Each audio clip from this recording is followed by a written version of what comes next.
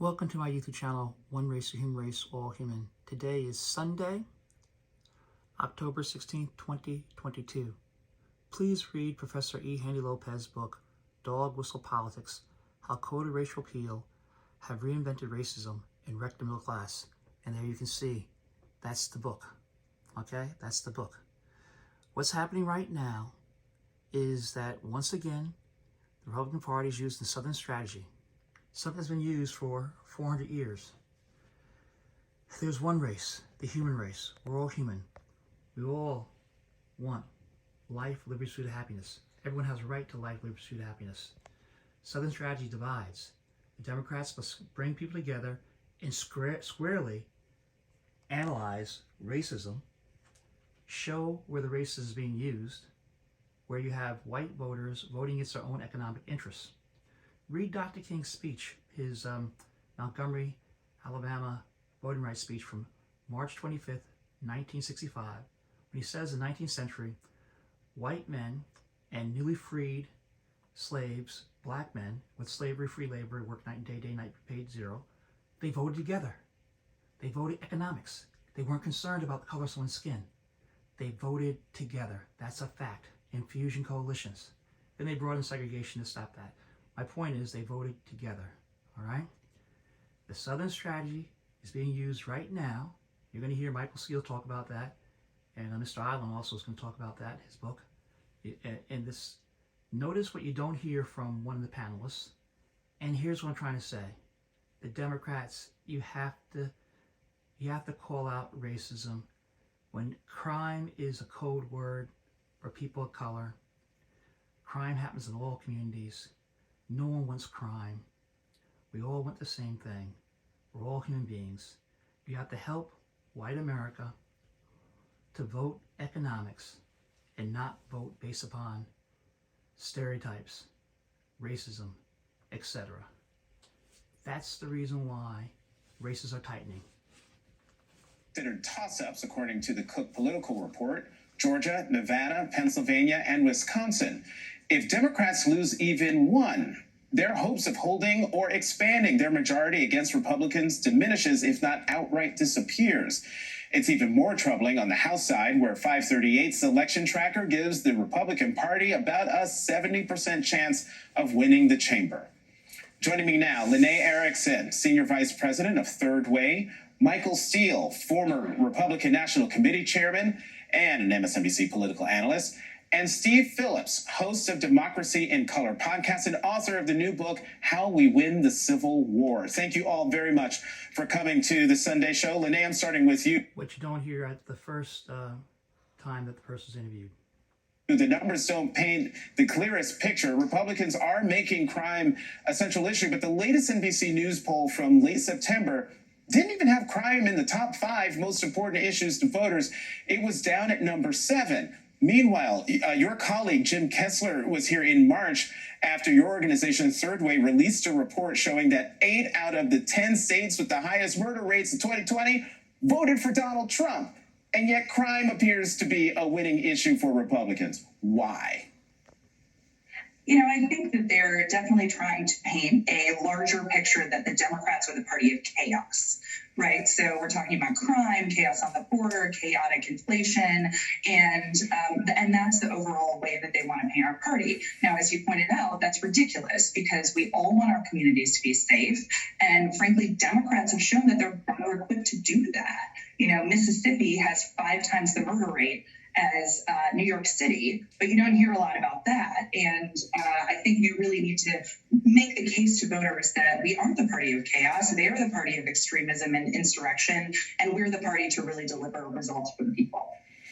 Okay, Chairman Steele, this is what's called... That point about insurrection is very, very important, right? And what happened at the Capitol. A layup for you.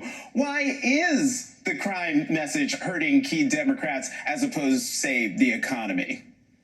Because over the last few cycles, Democrats largely gave a lane for that narrative. From the defund the police moment forward. Defund the police didn't mean defund the police.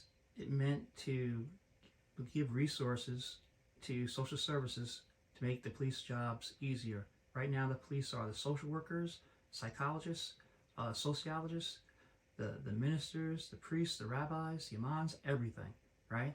That's what that term meant. That has been something that's sitting in the back of people's minds. And this period that we're in right now is reminding voters how uncomfortable they felt with that idea.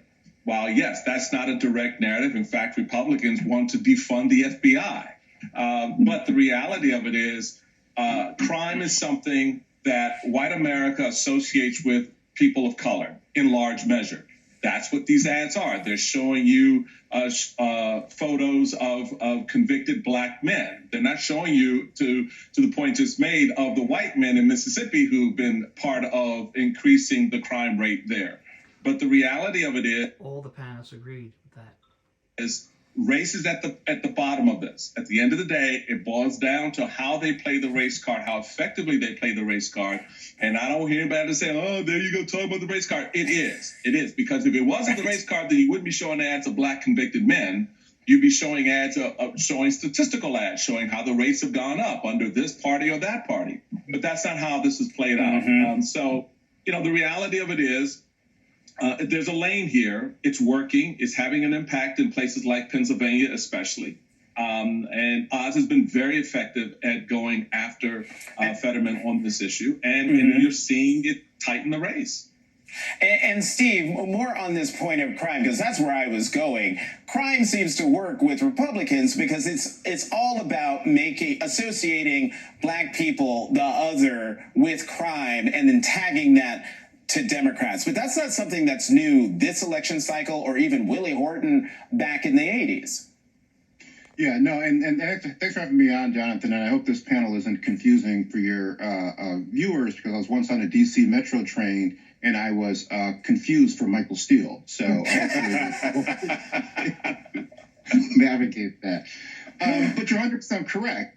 People have been using crime as a way to try to scare white people about people of color for almost 400 years. The 1712 South Carolina Constitution, and they passed a series of slave laws specifically to control the behavior of Negroes and other slaves who are of barbarous and savage nature.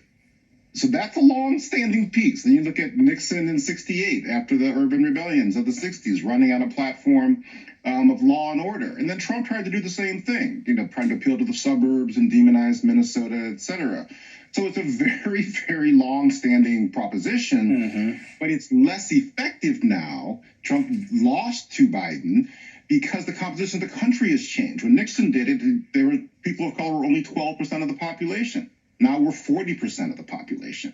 And so that also provides the prescription for how do you deal with it. Summon the best white people to stand up to it, call it out explicitly, and maximize voter turnout. So he's saying here that those of you who are white Democrats, head of these organizations, you need to point this stuff out and articulate it, and to educate our white brothers and sisters, and also African-American brothers and sisters, and Latino and Asian brothers and sisters, about this issue specifically. Because Republicans understand how to use racism.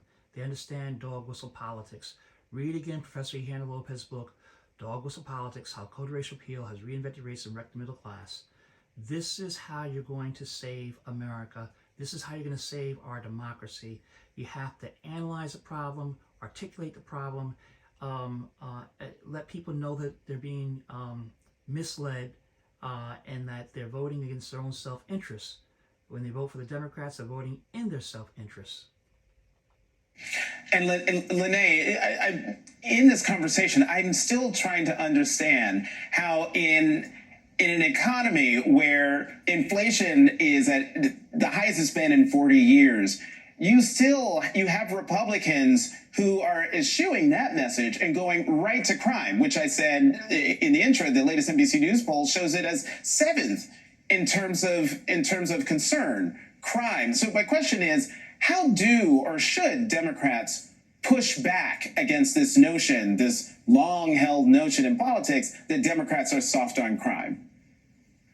You know, like I said, I think we need to focus on the fact that we are providing resources to prevent crime, and we are the ones to really deliver safety to our communities. Everyone wants a safe community, no matter your race, your gender, where you live, and we need to be on the side of providing that safety. And we have been, you know, it bears it out in the numbers. So I think we need to be affirmative on this and not let Republicans be the only ones talking. And one thing that has changed, although these racial attacks have... And that's a perfect response, which you just gave, okay? And which needs to be given at the very, very beginning for all of the Democratic pundits, as well as those running for office. You have to deal with it up front. When you talk about critical race theory, hey, you got critical Italian theory, right? What happened during the Triangle Shirtwaist Factory fire on March 25th, 1911, where mainly Italian and Jewish immigrants were locked in their workspace. A fire broke out, and they had to jump out of windows to their death. Look at that. You had Mrs.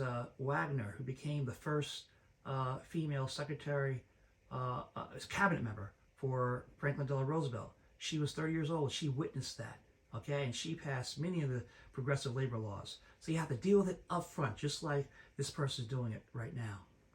Not changed over time, as we've mentioned, is the way that people associate crime with guns on our streets. We just had a poll this week that showed that when you ask people why crime was rising, an equal amount of people said that it was illegal guns on our streets as people that agree that it was defunding police. So we really need to lean into the fact that we can make this about Democrats making our communities safer and getting those guns off of our streets. Here's an ad. Blue Lives Matter, Blue Lives Matter, all human lives matter. That includes Black lives.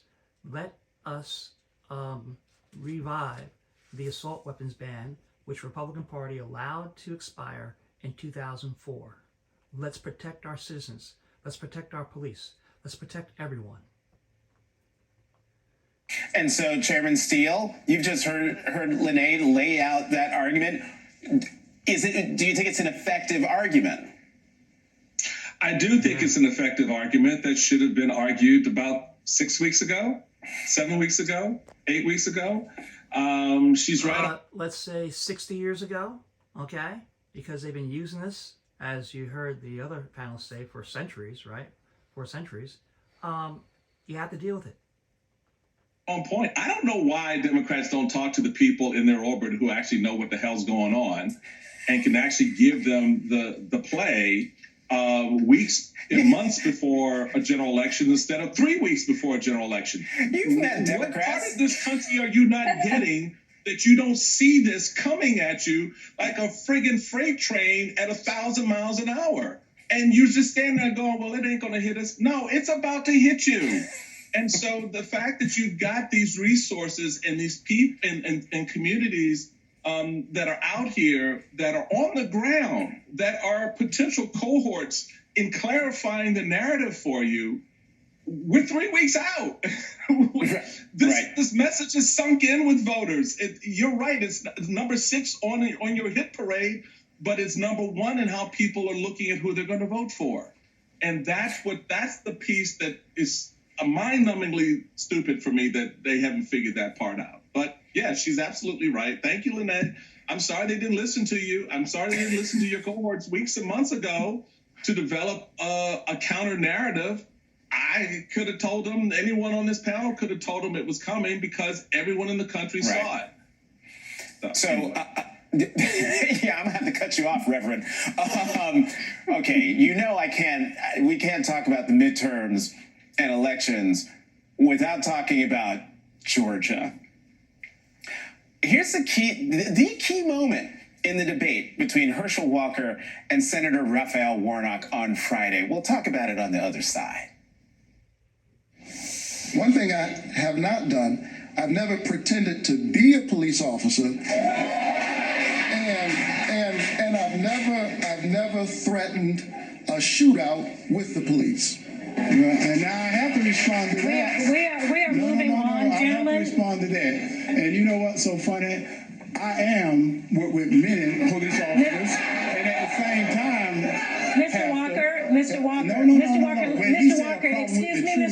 Walker, when he please, said out properly, of the respect, truth is I in need to here. let you know, Mr. Yes. Walker, you are very well Yes. aware of the rules tonight. Yes. And you have a prop. Yes. That is not allowed, sir. I am work with police officers. Steve, I'm not sure that's the way you win over voters, but I want all of you to give me your reactions to that moment. Steve, you go first. Well, the whole Georgia race where you have the literal successor to Martin Luther King running against somebody who has never been in politics and has a whole history of misogyny and violence against women and no credentials at all is really, frankly, embarrassing. But fundamentally, all of these races come down to the question of turnout. The composition of the country has changed. Stacey Abrams lost in Georgia by 54,000 votes. Biden won by about 12,000 votes in 2020. There are 1.6 million new voters in Georgia just since 2018. So this election is going to turn on who actually speaks to those people and who actually inspires and mobilizes them. And that's the critical strategic decision around these midterms. Is you can't just ignore these attacks. And there's actually a lot of data and research. Holly Mendelberg at Princeton researched Willie Horton in 1988, which you talked about, and found that being explicit in calling out the racist dog whistle is what's most effective. It reduces its impact and its influence. But if you just try to ignore it, then it's actually more effective. And so this is what Obama did in 2008 when they tried to do the whole piece around Reverend Wright around him and try to scare white people again. You call it out explicitly, summon white people to reject it. That's the best way to increase your white support, and that's the best way to win. And I got to get Lene and Michael in on this. Michael, I'm coming to you last. Lene, your reaction to that and how it fits into the larger picture.